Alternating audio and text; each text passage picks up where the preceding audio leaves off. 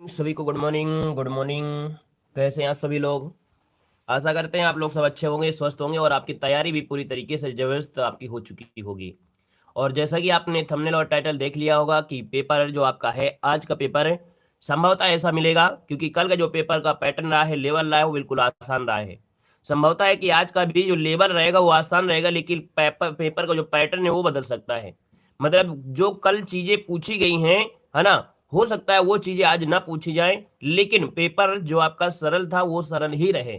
बस ये अंतर हो सकता है कि जो टॉपिक कल ज्यादा फोकस हुए हैं उन टॉपिक पर फोकस आज कम हो और दूसरे टॉपिक पर हो। कि भैया जो आपका देवी पाटन मेला लगता है वो कहाँ लगता है? यूपी में। तो आप कहेंगे सर जी बलरामपुर में। बटेश्वर मेला लगता है आगरा में। ददरी मेला लगता है बलिया में। और तिगरी मेला लगता है आपके अमरोहा में लगता है। ठीक है ना। यहाँ पर देखिए कुछ आपके मुख्यालय हैं जिनके मुख्यालय तो आपको पता है, वो तो ठीक है, लेकिन यहाँ पर देखो जैसे अमेठी का मुख्यालय कहाँ है? तो आपकी गौरीगंज है। ठीक है, कहाँ है? गौरीगंज है।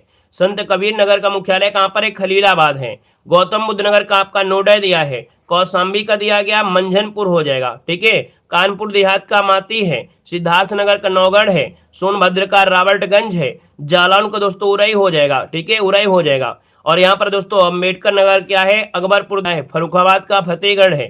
कुशीनगर का पडरौना है। ज्योतिबा फूले नगर आपका अमरोहा हो जाएगा। ठीक है ना। और यहाँ पर संत रविदास नगर का भदोही हो जाएगा। ठीक है। अगर उत्तर प्रदेश के नृत्यों में से देखा जाए जिससे नौटंकी कहाँ से है, तो कानपुर और हाथरस में नौटंकी है। विरहा कहाँ का है? तो आपके पूर्वांचल में है। ठीक है ना।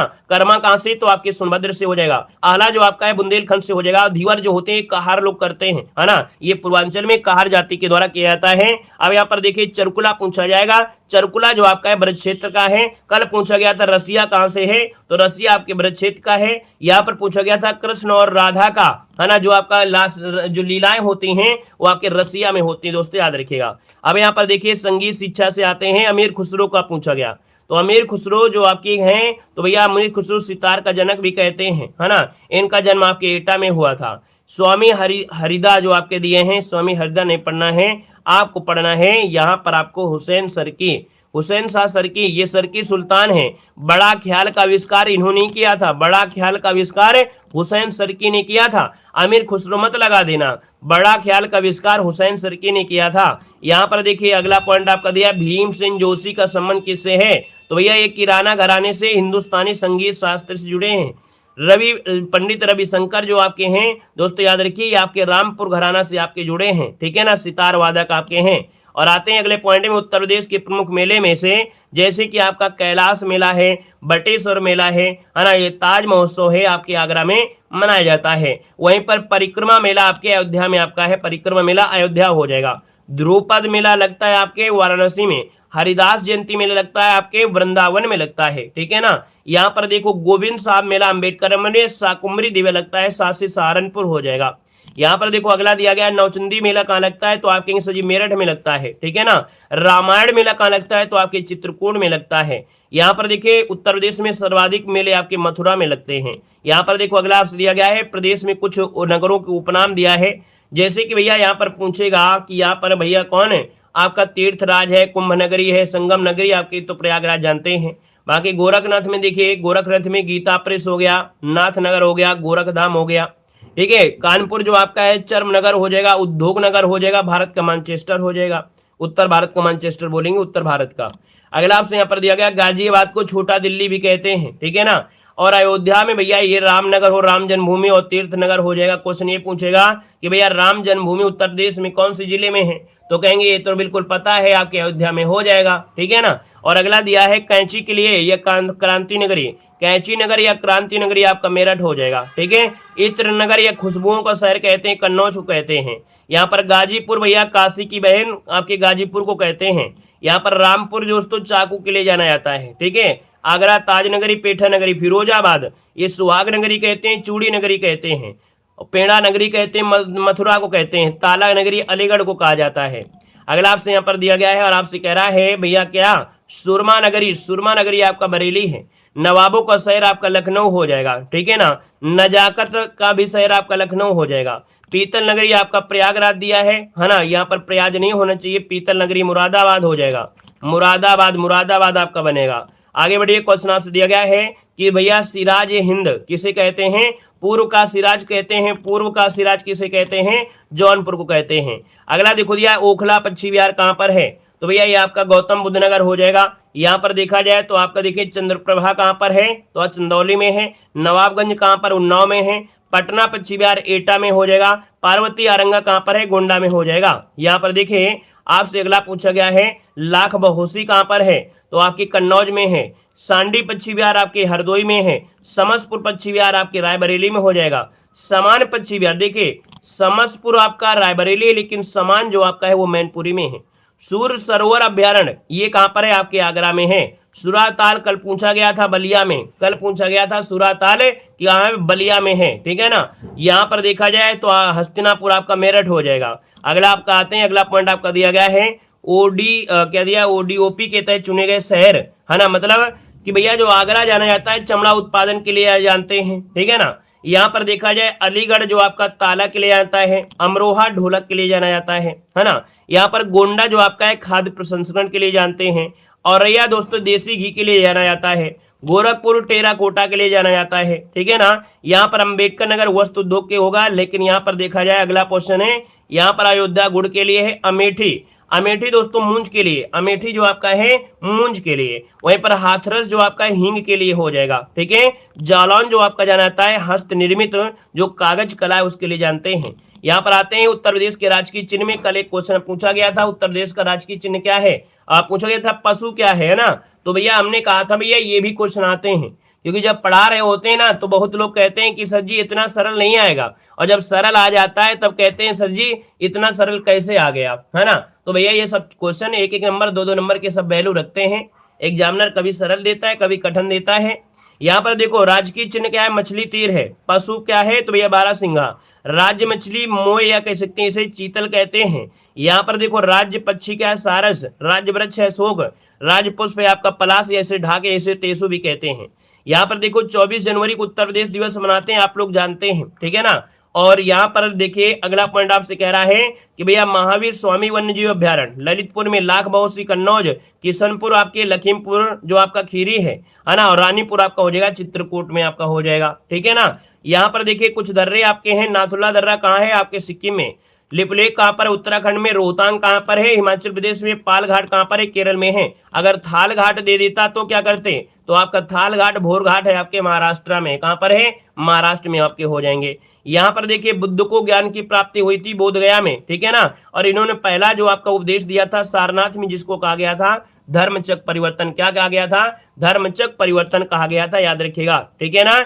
बाकी यहाँ पर एक चीज और आपका मिल गया है कि भैया विटामिन से क्वेश्चन आपके बन सकते हैं। विटामिन ए को बोलते हैं रेटिनॉल, B1 को बोलते हैं थायमिन, सी को बोलते हैं स्कर्वी अम्ल, और डी को बोलते हैं कैल्सीफेराल बोलते हैं, ठीक है ना। यहाँ पर ई जो होता है उसको टेकोफेराल कहते हैं, और ये जो आपका के होता है उसको फ्लेक्योनियन कहते हैं। के को कहते हैं फ्लेक्योनियन कहा जाता है। यहाँ पर देखिएगा सदा एक वचन में प्रयुक्त होने वाले शब्द, जैसे दिया गया वर्षा हमेशा सदा एक वचन में होता है, जनता हमेशा एक वचन में होता है, प्रत्येक हमेशा एक वचन में होते हैं, ठीक है। पानी भी एक वचन में, क्षमा भी एक वचन में होता है, मुझे माफ कर दो, मुझे क्षमा कर दो। सहायता, यहाँ पर मेरी सहायता कर दो, तो ये भी क्या होता है? एक वचन में। सदा बहुवचन में प्राण, समाचार, यहाँ पर जैसे आपका दिया है होश दिया गया है ना, यहाँ पर आशीर्वाद दिया गया है, ये आश्रु दिए हैं, ये सदा बहुवचन में होते हैं, ठीक है। अगला दिया गया है भैया कुछ पॉइंट आपके सामने यहाँ पर दिए हैं, जैसे चाकू का चाकू ही होता है, चाकू का चाकू होता है, सरसों का सरसों होता है, याचना का याचना होता है, समाचार का समाचार है, बिंदु का बिंदु। याद रखिए एक वचन और बहुवचन में समान होते हैं, इनको अपना नोट कर लीजिएगा सभी लोग, ठीक है ना। याचना का याचना, सरसों का सरसों, चाकू का चाकू, पानी का पानी, समाचार का समाचार, बिंदु का बिंदु। क्योंकि अगर पेपर में आ गया कि भैया उनसे याचना करना चाहिए, याचना का याचनाओं आ जाएगा तो आपको याचनाओं नहीं करना, याचना का याचना ही करना है, गड़बड़ी ना करना। क्योंकि भैया गड़बड़ी कर जाओगे, हमें मालूम है जबरदस्ती गड़बड़ी करोगे, हम जबरदस्ती आपको पढ़ा रहे हैं और आप लोग जबरदस्ती गड़बड़ करेंगे, इसलिए स्क्रीनशॉट ले लिए ताकि जबरदस्ती ना हो पाए आपके साथ, ठीक है ना। क्लियर है। यहाँ पर आगे बढ़िए क्वेश्चन दिया गया है, हस्त स्वर दीर्घ स्वर तो आपके आ गए हैं, बाकी बच्चे यहाँ पर अग्र स्वर और मध्य स्वर और पश्च स्वर और विभ्रत स्वर, इसको नोट कर लीजिए क्योंकि आज का हो सकता है कि आज ऐसे क्वेश्चन देखने को मिलेंगे। अग्र स्वर आपके देखो ये आपके होते हैं जो कि जीभ में जैसे आपके होते हैं अग्र स्वर, पश्च स्वर आपके यहाँ से होंगे और विब्रत स्वर होता है बड़ा आ, विब्रत स्वर होता है बड़ा, इसको नोट कर लीजिए। विब्रत स्वर पूछा गया, विब्रत स्वर कौन है, बड़ा हो जाएगा। बाकी यहाँ पर मध्य स्वर होता है, मध्य स्वर कहा जाता है, छोटा आ को मध्य स्वर कहते हैं, जो जीभ के बीच में होता है मध्य स्वर होता है, ठीक है ना। यहाँ पर देखिए अगला पॉइंट आपसे दिया गया है, आपका दिया गया है राज्य पुनर्गठन में भाषाई आधार पर सबसे पहले राज्य कौन था, तो आपका आंध्र प्रदेश आपका पहला था। यहाँ पर लोकसभा के लिए 25 वर्ष होता है, राज्यसभा के लिए आपका देखा 30 वर्ष होता है, ठीक है ना, ये भी आपको याद होगा। और इसके बाद यहाँ पर आते हैं निश्चयवाचक, कल भी पूछा गया था, यह वह ये वे क्या होते हैं, निश्चयवाचक होते हैं, ठीक है ना। पेपर के पैटर्न में आयोग थोड़ा सा दिमाग लगा के चलेगा, क्योंकि वो दिमाग बहुत ज्यादा लगाता है ना आयोग, तो इसलिए आज के पेपर में हो सकता है कि आज कुंडलियां आपको देखने को मिले। अब देखिए भैया कुंडलियां क्या होती हैं, तो यह एक विषम क्या है, यह एक विषम संयुक्त मात्रिक छंद है। ये बिल्कुल परिभाषा को नोट कर लीजिएगा कि जो कुंडलियां हैं ये विषम हैं, संयुक्त हैं, मात्रिक छंद है, अर्थात यह विषम संयुक्त मात्रिक छंद है। इसमें 6 चरण होते हैं, ठीक है ना। और ये जो आपके बने होते हैं, तो ये परिभाषा पूछेगा कुंडलियां बनती किससे हैं, कुंडलियां बनती किससे, तो आप कहेंगे सर जी दोहा और रोला को मिलाने से बनती हैं आपकी कुंडलियां। अब दोस्तों याद रखिए स्टार्टिंग की जो 2 से दोहा, तो ये 2 से दोहा हो गया, तो 2 से दोहा होगा तो स्टार्टिंग के 2 जो चरण होते हैं दोहा से होते हैं, बाकी लास्ट के यहाँ पर 4 चरण होते हैं वो आपके रोला के होते हैं। तो ये परिभाषा आपको नोट कर लेना है कि भैया 2 चरण जो स्टार्टिंग के होते हैं दोहा के होते हैं, बाद के 4 चरण होते हैं रोला के होते हैं, ठीक है ना। और इसको विषम संयुक्त मात्रिक छंद कहते हैं। अब यहाँ पर देखिए इस बात को याद रखना है, ये जो कुंडलियां होती हैं जिस वर्ण से स्टार्ट होती हैं उस वर्ण से क्या होती है, खत्म होती है। आप देख सकते हैं कि इसमें 6 चरण आपको दिख भी रहे होंगे, यहाँ जिस वर्ण से स्टार्टिंग हुई, जिस शब्द से स्टार्टिंग हुई है उसी शब्द से खत्म होते हैं जो आपकी कुंडलियां होती हैं। उम्मीद है आपको समझ में आ गया होगा, ठीक है। आगे बढ़िए, क्वेश्चन आपसे अगला पूछा गया है, यहाँ पर देखिए एक दिया है छप्पे, छप्पे किससे बनता है, बस परिभाषा रटना है। कह रहे भैया यह विषम मात्रिक छंद है, क्या कि जो छप्पे है यह विषम मात्रिक छंद है, और यह रोला और उल्लाला को मिलाने से बनता है, यह रोला और उल्लाला से मिलाने से बनता है। पहले के जो 4 चरण होते हैं वो रोला के होते हैं, और जो लास्ट के आपके 2 चरण, लास्ट के जो आपके होते हैं अंतिम के 2 चरण होते हैं वो उल्लाला छंद के होते हैं। कुछ गड़बड़ हो रहा है, पहले के 4 चरण रोला छंद के और अंतिम के 2 चरण उल्लाला छंद के होते हैं। हाँ ठीक है, कोई दिक्कत नहीं है। रोला कैसे बनता है, पहले के 4 चरण रोला से होते हैं और अंतिम के जो आपके होते हैं 2 वो उल्लाला छंद के होते हैं। तो ये इतना बस याद रखना है, बाकी और कुछ नहीं याद रखना है, सिर्फ और सिर्फ इतना पढ़ लेना है बस, और कुछ नहीं, ठीक है। एक्स्ट्रा नहीं कि हमको मात्रा लगाना शुरू कर दें, कुछ नहीं, और ज़्यादा कुछ नहीं, जितना है आपका लेवल था उतना ही मिलेगा, इससे ज़्यादा नहीं मिलेगा। देखिए अगला पॉइंट आपका आ गया भैया तत्सम शब्द आपका इनमें नहीं है। चलिए बताइएगा कि इसमें जो तत्सम शब्द नहीं है वो आपका कौन सा नहीं है, बताना है। वीडियो को भैया लाइक शेयर करते हुए चलेंगे, है ना। देखिए आपका पेपर में कोई परेशानी नहीं है, कोई दिक्कत नहीं है, कोई डरने की आवश्यकता नहीं है, ठीक है ना। आपकी मेहनत आपके पास भी है और हमारा आशीर्वाद भी आपके साथ है, ठीक है। प्रीवियस ईयर से आया है, प्रीवियस ईयर ही आएगा, लेकिन थोड़ा सा बस आज के पेपर के पैटर्न में ये हो सकता है कि हो सकता है जो चीज कल नहीं पूछा गया है उस चीज पर फोकस आज ज्यादा किया जाए, ठीक है ना। चलिए भाई कमेंट आप लोग नहीं कर रहे, कमेंट तो करते चलिए थोड़ा बहुत, कम से कम हमें लगे कि नहीं आवाज़ भी आ रही है आप लोगों के पास। नहीं ऐसे कैसे पता चलेगा, हमें लगेगा नहीं आवाज़ें नहीं आ पा रही है तो आप लोगों के पास, बस आप बने हैं सुन रहे हैं, लेकिन थोड़ा बहुत अगर बीच बीच में कमेंट आता है तो ये हो कि आवाज़ आ रही है, ठीक है। चलिए शांत ना रहिए, सुनते जाइए। हमने कहा सर जी तत्सम शब्द इनमें से कौन सा है, तो हमने कहा सर जी कौन सा तत्सम शब्द नहीं है ये पूछा गया है। तो आप कहेंगे सर जी यहाँ पर कौन सा तत्सम नहीं है, हमने कहा जब भी कभी ये शब्द होता है ये तद्भव में होता है, और तत्सम में आपका दोस्तों याद रखिए ये क्या होता है इसमें हो जाता है ना। या तो भैया यहाँ पर देखिए ये जो छह शब्द होता है हमेशा तत्सम में होता है, मतलब जो संयुक्त अक्षर होते हैं 4 छत्र ज्ञ ये हमेशा तत्सम में होते हैं। और ये देखिए आधा सा भी आपका रा लगा हुआ है, ददी आपका दिया है। आप कहेंगे संसार आपका बी दिया है, सिंगार ये गलत दिया है, क्योंकि सिंगार गलत दिया है पहले ही आपको पता चल गया कि ये गलत दिया गया है। याद रखिए यहाँ पर आंसर आपका जो गड़बड़ है वो आपका बी नंबर है। ये सिंगार जो आपका कैसा है तत्सम नहीं है, ये तद्भव शब्द आपका इसका बनता है श्रृंगार। श्रृंगार जो लिखते हैं वो कुछ इस प्रकार से शुद्ध लिखते हैं, तो इस बात को भी याद रखना कि जो शुद्ध शब्द होता है वही तत्सम होगा। और शुद्ध शब्द आपका देखो ये आपका जो लिखा है श्रृंगार ये इसी प्रकार से लिखते हैं तो आपका हो जाएगा। बाकी अगर थोड़ा परिवर्तन हो गया तो समझो तद्भव में आपका चला गया। यहाँ पर आगे बढ़ते क्वेश्चन आपसे अगला पूछा गया है संस्कृत भाषा के शब्द से। देखिए भैया क्वेश्चन कह रहा है कि संस्कृत भाषा के शब्द जिनका हिंदी भाषा में प्रयोग करने पर रूप परिवर्तन नहीं होता है, रूप परिवर्तन नहीं होता है, जैसे थे वैसे हैं, तो यहाँ पर क्या होता है, इनको क्या कहते हैं भैया, जवाब देना है। चलिए यहाँ पर देखिए, यहाँ पर आपका आंसर क्या हो जाएगा, तो आप कहेंगे सर जैसा था वैसा ही, अर्थात ये तत्सम शब्द होते हैं। क्या होते हैं, ये तत्सम शब्द आपके होते हैं, ठीक है ना। आंसर नंबर आपका बनेगा ए नंबर आपका राइट हो जाएगा। जैसे थे वैसे हैं, क्वेश्चन दिया है कि भैया भाषा के किसी रूप में परिवर्तन नहीं होता तो आपका तत्सम होता है। यहाँ पर देखिए अगला क्वेश्चन दिया गया है ना। अगर ये बोल देता कि भैया यहाँ पर परिवर्तित रूप जो होता है वो क्या होता है, तो तद्भव हो जाता है, परिवर्तित रूप हो जाता है, तद्भव हो जाता है। यहाँ पर अगला दिया गया है इनमें से कौन सा तत्सम शब्द या तत्सम तद्भव शब्द का जोड़ा नहीं है, आपसे पूछा गया है। चलिए कौन सा तत्सम तद्भव का सही जोड़ा नहीं है, बता सकते हैं, तो चलिए फिर जवाब दीजिए फटाफट, कौन सा आंसर आपका हो सकता है।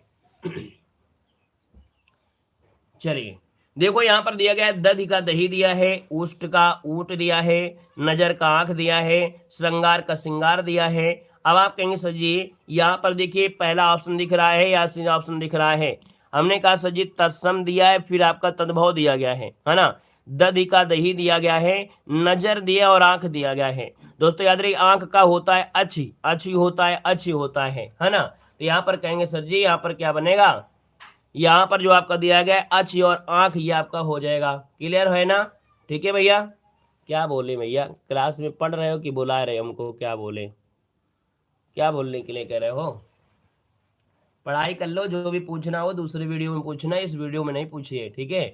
टाइम बर्बाद नहीं करना है, पेपर के लिए है, तो पेपर जिनका हो गया है वो क्लास में ना पढ़ें, ठीक है, वो अपना दूसरी क्लास में आ जाना, जो भी आपकी समस्या हो।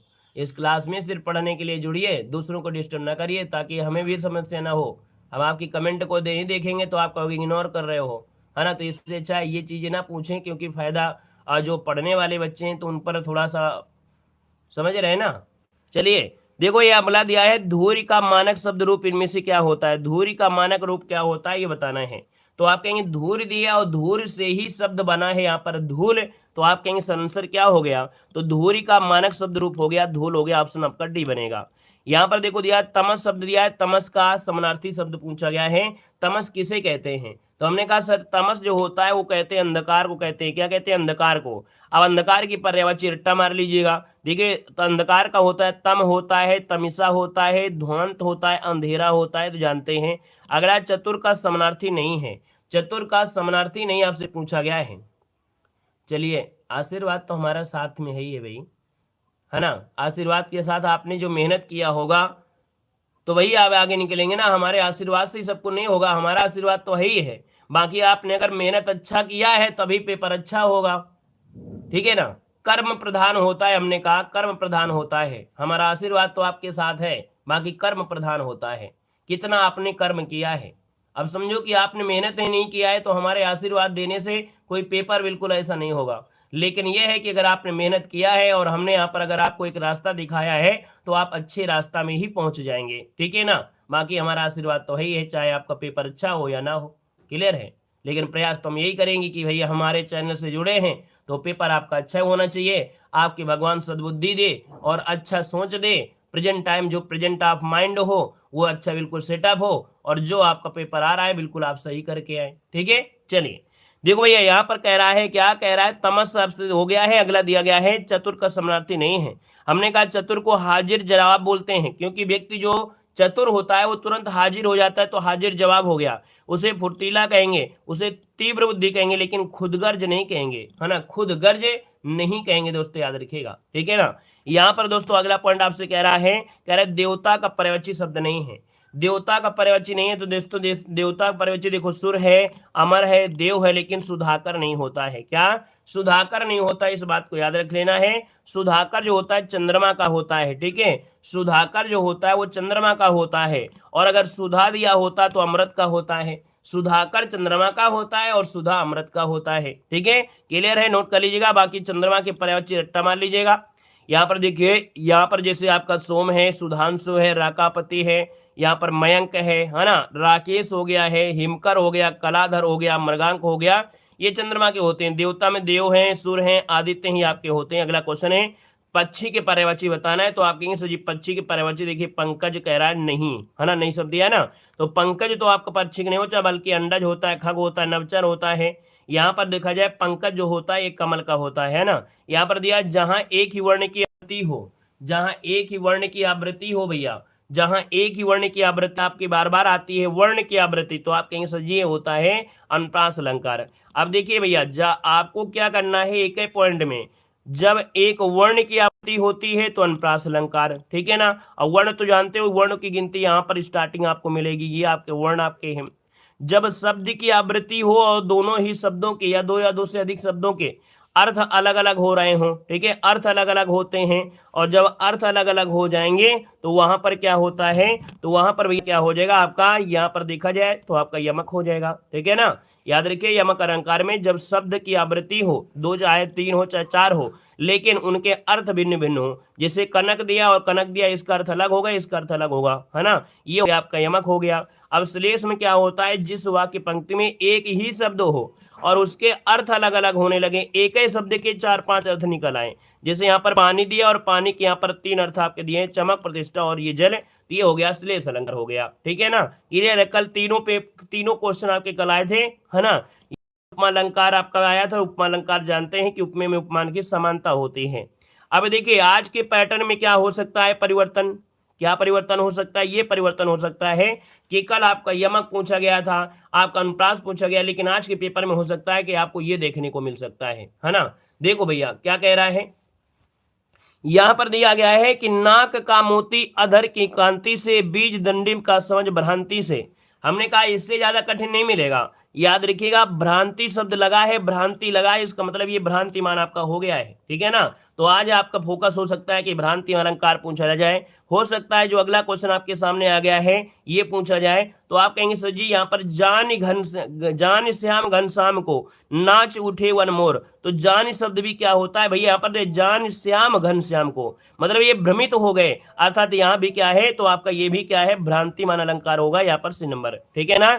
क्लियर हो गया है। और यहाँ पर देखिए एक आपका सामने है क्वेश्चन, कह रहा है कि निंदक नियरे राखिए आंगन कुटी छवाए, बिन पानी साबुन बिना निर्मल करत सुभाए। यहाँ पर बताइए इसमें से जो अलंकार है वो आपका इनमें से क्या हो जाएगा। चलिए बताइए क्या अलंकार हो सकता है, पहले आप बताएंगे तभी तो हमें पता चलेगा ना कि नहीं आप लोग कितनी तैयारी में है ना।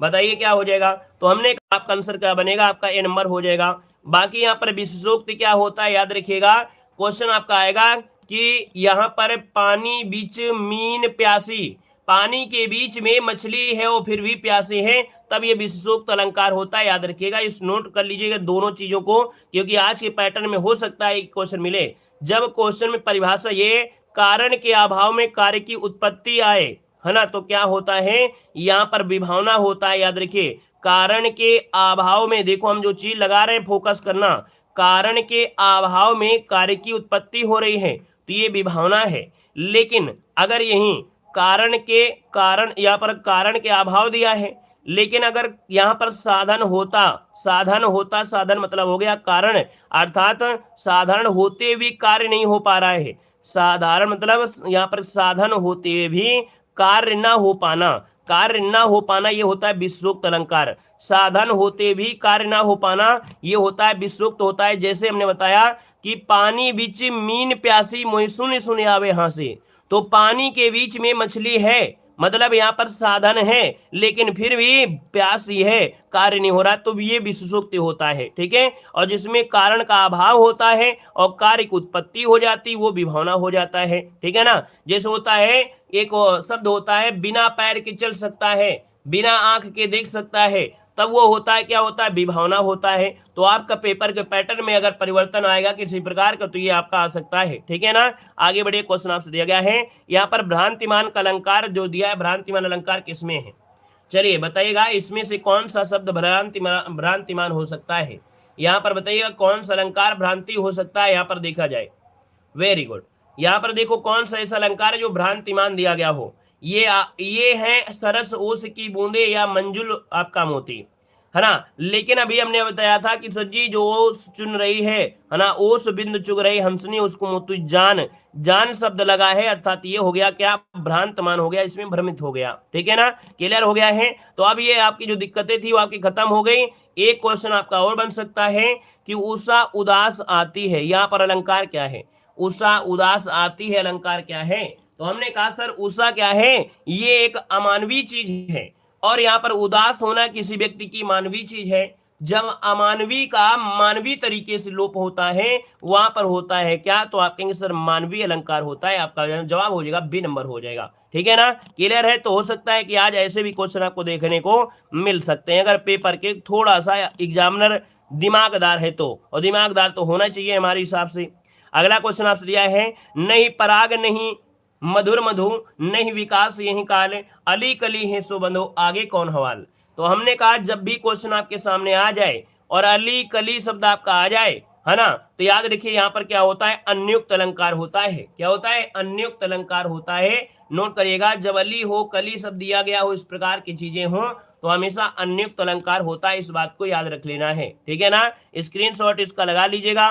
वैसे भी हमने बताया है प्रीवियस ईयर से पेपर बन रहा है, तो आप स्क्रीनशॉट मारते जाइएगा। हम आपने जो क्वेश्चन पढ़ा रहे हैं सब क्वेश्चन प्रीवियस ईयर से ही उठाया है, बस हमने थोड़ा सा परिवर्तन कर दिया है कि जो चीज कल पूछी गई थी ज्यादा, उसको तो हमने कल शाम को रात 8:50 में सॉल्व करवा दिया था। लेकिन जो चीज आज परिवर्तन कर सकता है आयोग, वो आज हम आपको पढ़ा दे रहे हैं, ठीक है ना। तो दोनों प्रकार से काम हो जाएंगे। यहाँ पर देखो अगला पॉइंट आपसे दिया गया है, कह रहे ठीकरे की मंगनी। हमने कहा कल आपके नॉर्मल क्वेश्चन पूछे गए थे, आपसे छायावादी से आपकी रचनाएं पूछी गई, है ना। लेकिन आज की रचनाओं में हो सकता है छायावादी को युग ना पूछकर वो आपसे गद्य काल पूछ ले, या हो सकता है कि आपका प्रारंभिक काल से क्वेश्चन बने।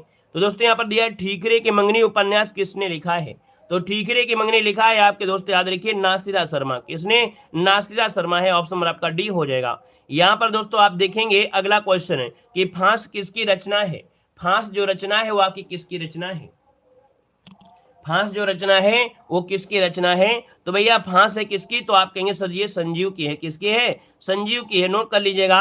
और यहाँ पर देख सकते हैं कि भैया यहाँ पर देखिए आखिरी कलाम, है ना, ये आपके दूधनाथ सिंह की आपकी है। यहाँ पर देखा जाए तो आपके संजीव की रचनाओं में जैसे दिया है धार, पांव तले दूब, सर्कस, सूत्राधार, आकाश चंपा, ये आपके संजीव की हैं।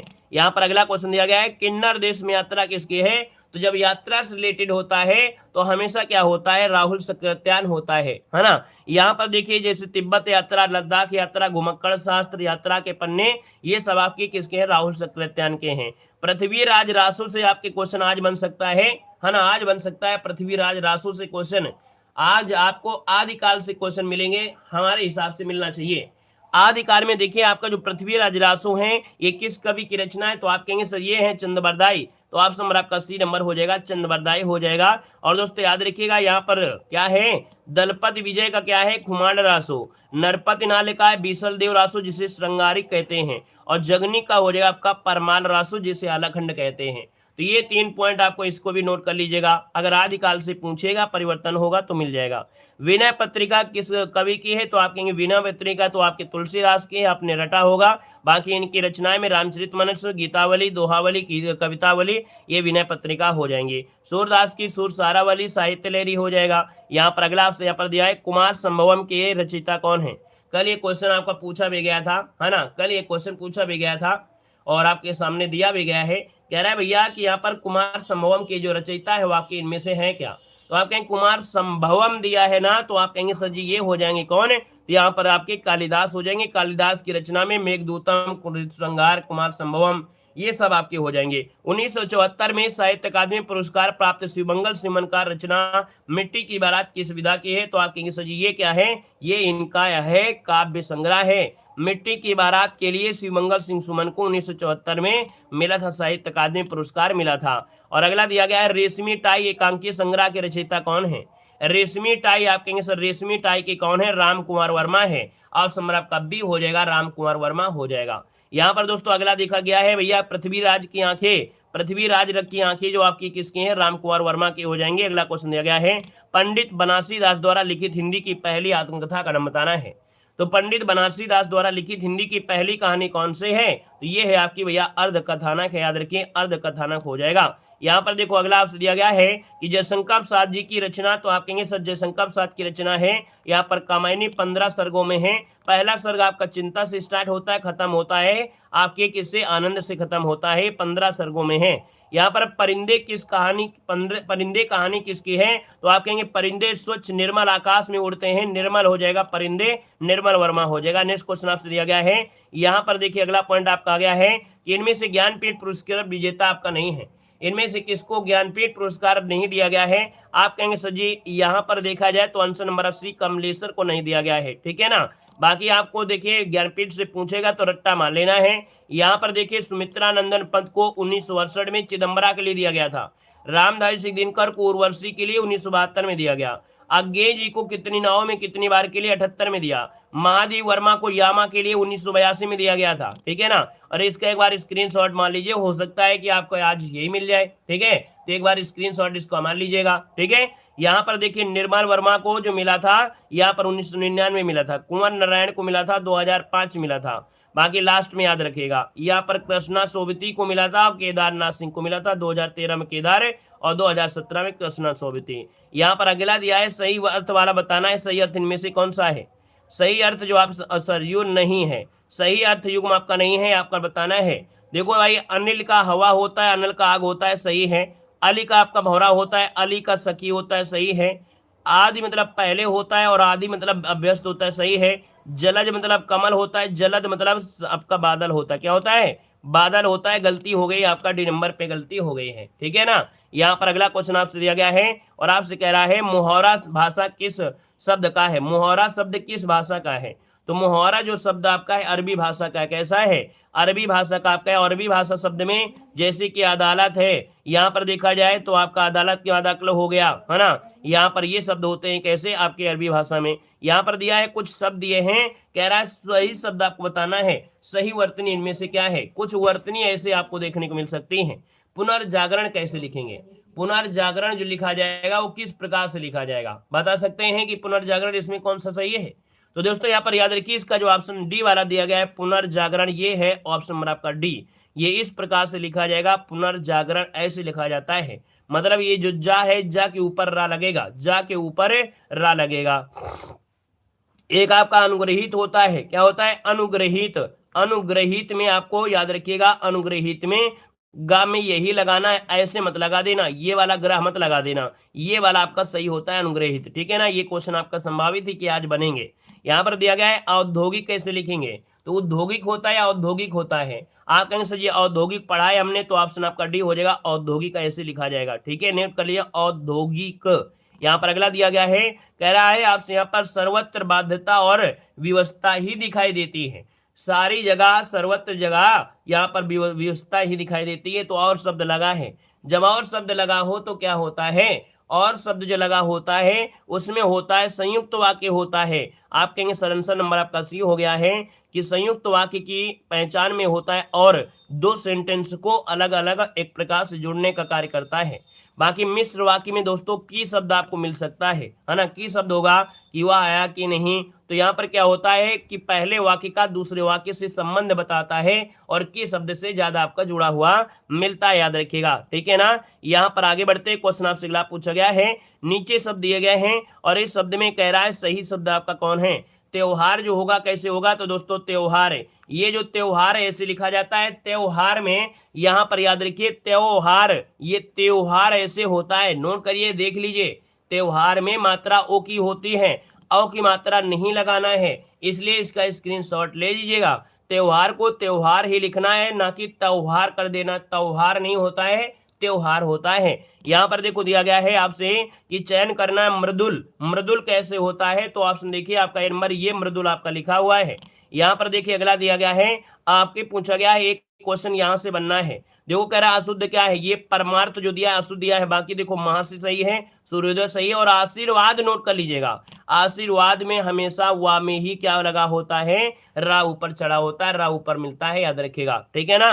अब यहाँ पर देख सकते हैं कि भैया जो आपका परमार्थ होता है वो इस प्रकार से परमार्थ लिखा जाता है, ठीक है ना। अगला क्वेश्चन दिया गया है, वर्तनी के हिसाब से बताना है। यहाँ पर कह रहा है गलत कौन सा है, तो व्यंग गलत है।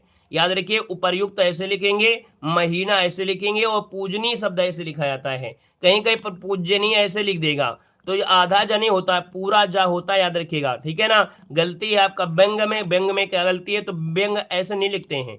व्यंग जो लिखा जाता है इस प्रकार से लिखते हैं, ये ऐसे व्यंग आपका लिखा जाता है, ठीक है ना। क्लियर है, ये व्यंग आपका ऐसे लिखा जाता है।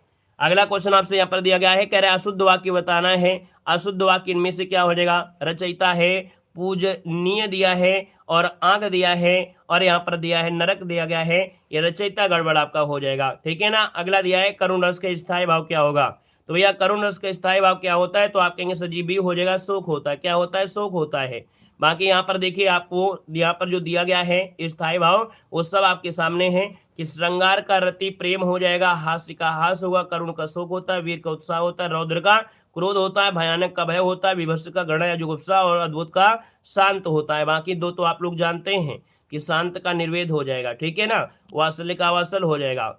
और इसके बाद यहाँ पर आपका हो गया है, आपके मुहावरे वगैरह सब आपके हो जाएंगे। तो आपकी बेहतर आपकी तैयारी है, कोई दिक्कत नहीं है, स्वतंत्र तरीके से जाइए, आशीर्वाद हमारा है, बाकी मेहनत आपकी है। हमने सिर्फ रास्ता दिखाया है और आपने मेहनत किया है ना। और जो भी आपका रिजल्ट होगा आपकी मेहनत पर होगा, क्योंकि कर्म प्रधान होता है, ठीक है। बाकी जो भी है हमारा सपोर्ट आप सभी के साथ रहेगा।